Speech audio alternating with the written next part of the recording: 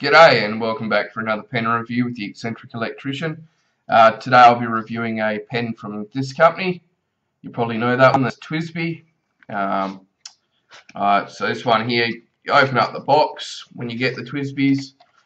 You take out the bit of foam sheeting, then there's a little manual thing that drops out, then you have your box. I quite like the TWSBI design pen coffins.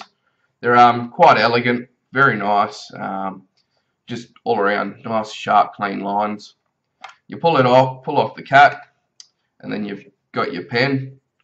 You have to pull out the little retaining clips, and then your pen's there. So I'll get back to that. The other thing about TWSBI is that a lot of people don't realise that you can turn them around, and they've got the information on the pen there, VAC 700, but you can actually pull this drawer out, and underneath you'll have, in this case, because it uses O-rings, there's some spare O-rings there for the pen, plus then there's a torque wrench, which is how you pull the pen apart, and a little tube there of silicone grease. It's quite nice that that's actually included in on a pen. Obviously not many companies nowadays want you to actually pull apart their pens and service it, but I quite like the fact that TWSBI does that. Nice little bit of added bonus, I guess, to the when you're buying the pen.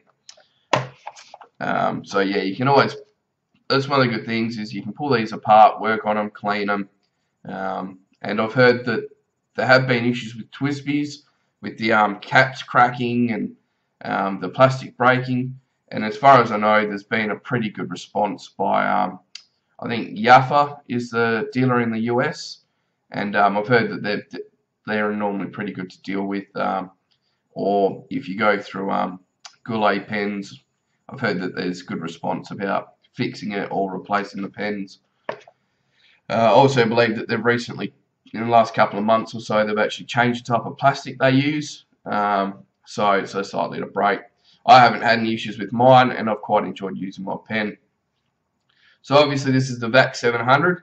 It's the largest model in their range. It's a vacuum filler pen, and we'll just go through a bit of a description. So on the end there, you've got the zoom in on that. So you've got the TWSBI logo.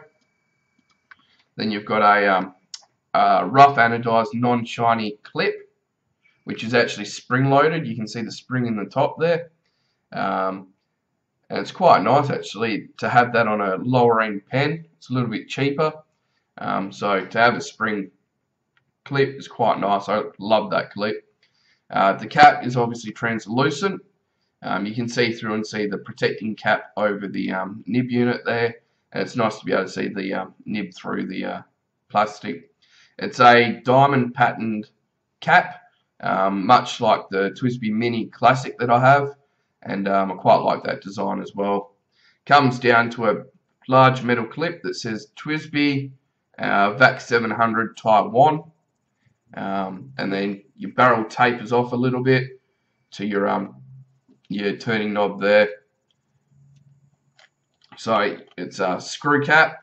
You have an O-ring just in here, so I guess that if it leaks, you know, it's not going to leak outside the cap, which is quite nice. So you unscrew it. There is a fairly large drop down between the barrel and the thread section, and the threads can be a little bit sharp, but this pen is large enough that I can hold it towards the end there like that, and I don't have any issues at all with you know, catching my fingers on it or it being uncomfortable to hold. It comes down to a little tapered section, metal section there on the grip, and then you've got your steel nib and plastic feed. I'll get a bit of a close-up on those. So you've got the logo there, TWSBI. This is the extra fine. One of the good things about these TWSBI nibs is they're really cheap to replace. You know, I think I had to replace one on the TWSBI Mini Classic I had. I think it was $20 or something because I damaged it. Easy to take it out, put the new unit in, and away to go. So, you know, if you don't like the specific nib size that you've got, then, you know, you can just change it out and have a range of nib sizes. They come in, I think, EF, F, medium, broad, and I think stubs. I think they're not sure if they have one or two different types of stubs. But yeah, you've got those as well. The filling mechanism on this is a little bit different.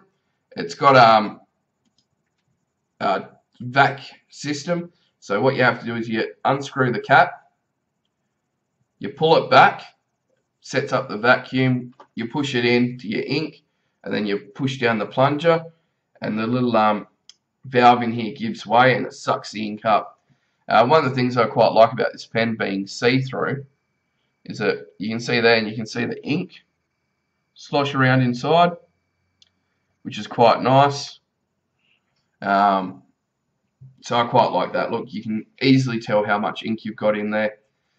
From the reports that I've read online, it holds a good 2 ml of ink, which it could probably hold a bit more than that, but you'd have, when you fill it up, you've got to sort of turn it up the other way, then put it back in and do another fill to get it 100% filled. But I had this one 100% filled, and I've used it a fair bit, and it's only not even halfway down yet, so there's a good supply of ink in there. One of the other things that you have to remember with this pen is that when you're using it and it's screwed up like that, eventually it'll run out of ink. There's a little reservoir in here that's sealed off by the piston inside. So what happens is if you get a good page of writing out and it starts to dry up, don't think that it's broken or anything. It's part of the design. You need to untwist the cap a little bit and let the ink into the reservoir here, and then you just tighten it back up, and you'll be able to write again. That may annoy some people, but particularly I actually quite like it. I fly with pens very regularly, and I've never yet had this one leak on me at all. I've had many pens leak a little bit, some leak a heap, and make quite a mess. This one I actually recommend for flying, purely because of that design. You know, it's not going to expand in here and then all of a sudden shoot out. The only issue I could see being that is if you have a big air gap in here, you're writing on the plane, you then unscrew the cap, you might get a bit of shot of ink out. But easiest way to overcome that is have it so your air bubbles at the top, and then do it so it releases the air out rather than shoot the ink everywhere. But for writing in a plane, I quite like that design. One of the other things that I noticed on occasion as well is that the grey black section up here for the turning knob is actually semi-translucent. So when you put it up to the light, or you get the right light angle on it, you can see through it into the threads and that. I quite like that as well. I like seeing how a pen works. It's quite nice. Posting, you can post the pen quite securely. It fits over this metal ring here and seats it very securely. That does make it an incredibly large pen, even by my standards, but it's not top heavy, which is quite nice. It's there you go, it's quite well balanced at the cap where I hold it. So it's still quite a nice, well balanced pen even when posted. Sorry. So it's quite a nice pen. The nibs are just plain steel, nothing real fancy with them, with an iridium tip. And I'll go through the details of the size. So capped, it's 147 millimeters. Uncapped, it's 133. Posted, it becomes a very large 174 millimeters, which again is one of the largest, pens that you can sort of cap that I've got. Grip diameter goes from about here is about 10 millimeters, and the barrel back here goes from 12 right up to this thick section here, which is about 15 millimeters. I weighed this when I still had half full with ink, and I got 33.8 grams with the cap and 20.8 grams without the cap. So it's quite a nice weighted pen, very large size, and for a price range of about $65 US, I reckon these are quite a good bargain. Changeable nibs, fairly good writers, holds a lot of ink, looks really nice as well. It's quite flashy. The filling mechanism is really nice. You stick it in and I like to hear the suck noise and see all the ink fly up. Quite an interesting design, especially with the clear barrel. So I'll get to a writing sample and show you what it can do. Cheers. Here we're doing the writing view for the TWSBI VAC 700. Hopefully it's not too hard to see. This is a extra fine nib. It's quite fine. So it's got a steel, extra fine nib.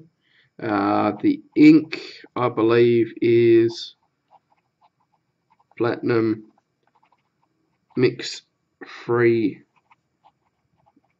brown. Bit of a on rhodia paper. A bit of a writing sample.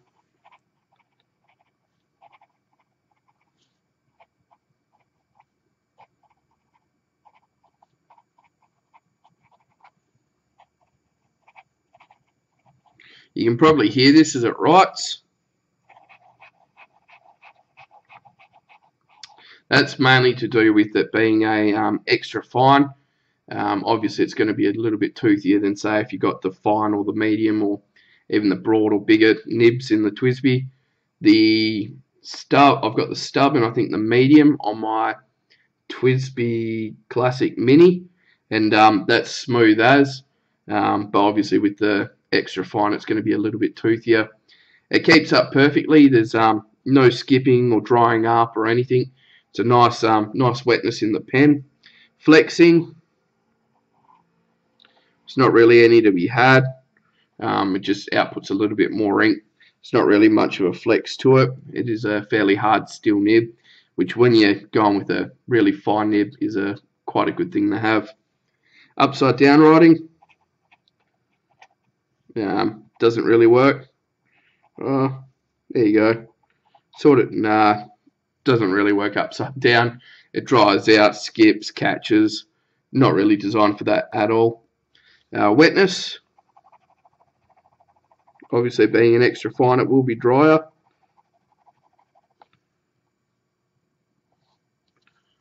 So there you go, that's fairly dry. Try wiping it straight away, it will be a little bit wet, but that's the nature of an extra fine nib. Again, VAC 700, it's a nice little pen, good value for money, and yeah, can't really complain about it. Slightly toothy nib, but being extra fine, you expect that. Writing, it's nice. I've used this one a little bit now, and quite a pleasurable experience to write with. And fortunately, I haven't had any of the issues anyone else has complained about with the caps cracking or bits of plastic snapping on it. But aside from that, thanks for watching. This is another pen that I quite like, so have a nice day.